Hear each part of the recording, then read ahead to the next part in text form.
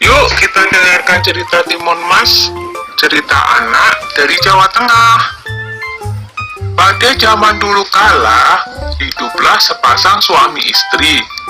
Mereka adalah petani yang tinggal di sebuah desa di dekat hutan. Mereka hidup bahagia. Sayangnya, mereka belum dikaruniai seorang anak. Setiap hari mereka berdoa kepada Yang Maha Kuasa agar segera dikaruniai seorang anak. Suatu hari, seorang raksasa melewati tempat tinggal mereka. Raksasa itu kemudian memberi sebuah biji mentimun. Tanamlah biji ini, nanti kau akan mendapatkan seorang anak perempuan, kata raksasa. Terima kasih raksasa, kata suami istri itu. Tetapi ada syaratnya. Pada saat usianya 17 tahun, kalian harus serahkan anak itu kepadaku, saut raksasa.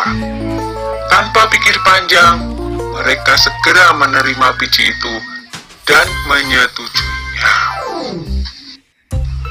Suami istri itu kemudian menanam biji mentimun itu.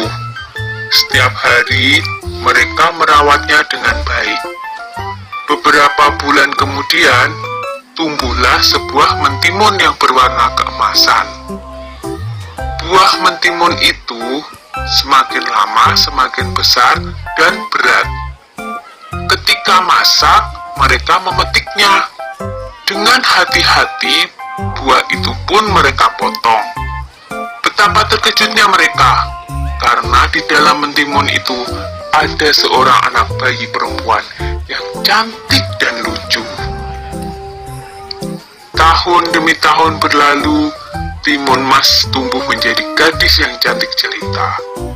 Kedua orang tuanya sangat bangga padanya. Tapi, mereka juga takut, karena pada usia 17, mereka harus menyerahkan timun emas kepada raksasa sesuai dengan perjanjian mereka. Ketika timun emas berumur 17 tahun, si raksasa datang. Pak Tani berkata, "Tunggulah sebentar, timun emas sedang bermain. Istriku akan memanggilnya." Lalu ia segera menemui anaknya. "Anakku, ambillah ini," kata Pak Tani sambil menyerahkan sebuah kantong kain. "Ini akan menolongmu melawan si raksasa. Sekarang, larilah secepat mungkin." Timun Mas pun segera melarikan diri. Raksasa segera berlari mengejar Timun Mas. Raksasa semakin dekat. Timun Mas segera mengambil segenggam garam dari kantong kainnya. Lalu, garam itu ditaburkannya ke arah raksasa. Tiba-tiba, muncullah sebuah laut di depan raksasa. Dia terpaksa berenang dengan susah payah. Timun Mas berlari lagi, tapi kemudian raksasa berhasil mendekatinya. Timun Mas kembali mengambil benda ajaib dari kantongnya dan dilemparkannya ke arah raksasa.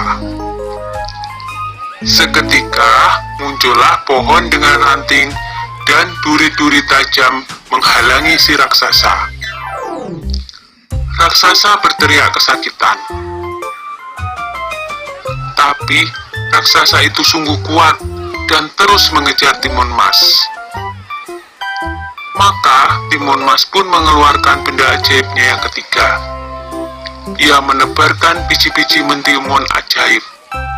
Seketika itu pula, tumbuhlah kebun mentimun yang sangat luas.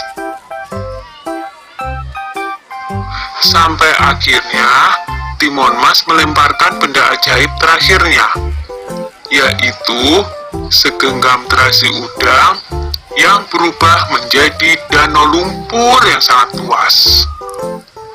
Raksasa itu akhirnya terjerembab di danau lumpur itu dan tak bisa lolos lagi. Timun Mas selamat dari kejaran raksasa. Timun Mas pun kembali ke rumah orang tuanya. Ayah dan ibunya sangat senang melihat Timun Mas berhasil selamat. Sejak saat itu, mereka hidup bahagia bersama-sama.